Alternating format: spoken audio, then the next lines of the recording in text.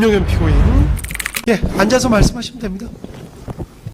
우선 존경하는 재판장님, 저는 법률에 관해서는 기본 지식조차 없는 문외한입니다. 따라서 저의 경험과 기억을 바탕으로 해서 상식선에서 말씀드릴 수밖에 없음을 양해해 주시기 바랍니다. 먼저 존경하는 재판장님, 지금 특검에서는 합법적인 비상계엄을 내란으로 몰아가고 있습니다. 내란몰이의 핵심 키워드는 폭동과 국헌문란, 이 두 가지라고 생각합니다. 먼저 폭동에 대해서 간략하게 말씀드리겠습니다. 비상계엄이 진행되었던 2시간 반 동안 어느 한 지방에 평온을 해야 하는 그 어떤 폭동도 없었습니다. 폭력행위조차도 없었습니다. 오히려 국회에 파견된 707 요원들은 그 수많은 수모와 함께 폭동을 유인하는, 그리고 폭동을 유발하는 그런 요인이 있었음에도 불구하고 참고 또 참아가면서 국민의 안전을 생각하며 임무를 수행했습니다. 잘 아시지 않습니까? 그 결과 단 한 명의 사상자도 없이 임무를 마칠 수가 있었습니다. 군인에게 실탄도 지급하지 않고 국민의 안전을 최우선으로 하는 그런 폭동, 내란이 어디에 있습니까? 의원들께서 본청 출입구를 들어오셔서 본청 회의실로 들어가시는 그 과정에서 저지당하거나 통제당하신, 그래서 출입을 못하신 의원님이 계셨습니까? 한 분도 안 계셨습니다.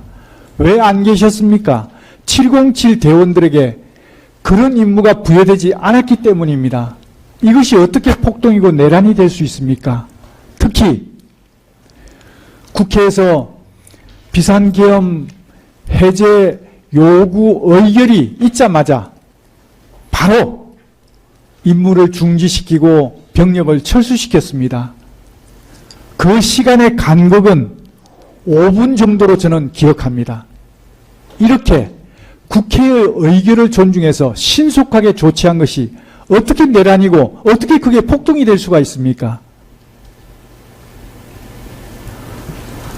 혹여라도 내란이나 폭동과 관련해서 유발시키라는 그러한 지시를 받은 현역 군인 또는 경찰이 있었습니까? 없었지 않습니까? 그럼에도 불구하고 특검에서는 계속 폭동이라는 용어에 대한 의미조차 자의적으로 해석하면서 또 실체도 없는 카드라는 것을 가지고 폭동을 계속 주창하고 있습니다. 이것은 합법적인 비상계엄을 내란으로 몰아가기 위한 선동행위라고 저는 생각합니다. 두 번째, 국헌문란에 대해서 간략히 말씀드리겠습니다. 국헌문란은 거대 야당의 폐악질이 곧 저는 국헌문란이다, 이렇게 생각합니다. 먼저 22번의 정부 주요 인사에 대한 탄핵 발의가 있었지 않습니까? 이 탄핵 발의, 그것도 탄핵 요건에도 맞지 않는 불법적인 탄핵을 통해서 국정을 마비시키려고 했습니다. 이게 국헌문란 아닙니까? 특정인의 재판, 수사와 관련해서 다수의 판검사를 탄핵하고 그리고 탄핵 급박해서 사법부의 기능을 훼손시키지 않았습니까? 이것이 국헌문란 아닙니까? 그리고 아이돌봄 예산, 청년 일자리 예산, 심지어는 우리 군의 초급 간부 수당 및 봉급 인상 예산까지 무려 4조 원이 넘는 그런 초유의 예산 삭감을 통해서 국민의 삶을 약탈하고 또 정부의 기능을 마비시키려고 했습니다. 이게 국헌문란 아닙니까? 이러한 국헌문란 수준의 거대 야당의 폐악질에 대해서 그 심각성을 국민들에게 제대로 알리고 그리고 경종을 울리기 위해서 대통령님께서는 비상계엄을 선포하셨던 것입니다. 특히 비상계엄을 준비하는 과정에서 대통령님께서는 그 어떠한 사심도 없이 오직 국가의 미래와 국민의 안전 그리고 민생만을 생각하셨습니다. 그 모습을 저는 옆에서 지켜봤습니다. 그렇기 때문에 대통령님의 뜻을 존중하지 않을 수가 없었던 것입니다. 존경하는 재판장님, 비상계엄에 참여했던 현역 군인들은 국군 통수권자이신 대통령님께서 비상계엄을 선포하심에 따라 국방부 장관의 명령에 의거해서 주어진 임무를 수행했을 뿐입니다.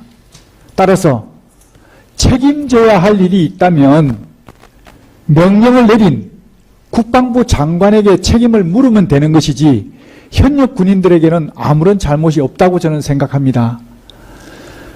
현장에 출동해서 임무 수행했던 어떤 지휘관 한 분이 정인으로 나와서 이 자리에서 정언을 말했습니다. 123 비상계엄과 똑같은 상황이 지금 이 순간 다시 발생하더라도 나는 명령대로 똑같이 행동했을 거라고. 이 말은 상당수 현역 군인들의 마음을 대변하는 것이라고 저는 생각합니다. 그럼에도 불구하고 지금 많은 현역 군인들이 명예를 짓밟히고 고통과 핍박 속에서 그야말로 내란머리의 희생양이 되고 있습니다. 부디 이 무고한 현역 군인들까지도 재판장님께서 잘 살펴봐 주실 것을 간곡히 부탁드립니다. 존경하는 재판장님, 저는 육군사관학교를 졸업하면서 돌탑에 새겨진 문구를 보며 맹세했습니다. 내 생명 조국을 위해 바치겠노라고. 이 맹세는 지금까지도 이어지고 있습니다. 이 몸이 죽어서 자유 대한민국이 살 수 있다면, 이 몸이 죽어서 우리 군과 현역 군인들의 명예를 회복시킬 수만 있다면 100번이고 1000번이고 고쳐 죽어도 여한이 없습니다. 존경하는 재판장님, 하지만 그럼에도 불구하고 저는 지금 몹시 두렵습니다. 이 재판에서 제가 무거운 형벌을, 무거운 중벌을 받을까봐, 중형을 받을까봐 두려운 것이 아닙니다. 이 재판 결과가 사랑하는 나의 조국 대한민국이 중국, 북한 공산사회주의 체제로 전락해서 속국으로 전락하는 그 마중물이 될까봐, 그 입구가 될까봐 두렵습니다.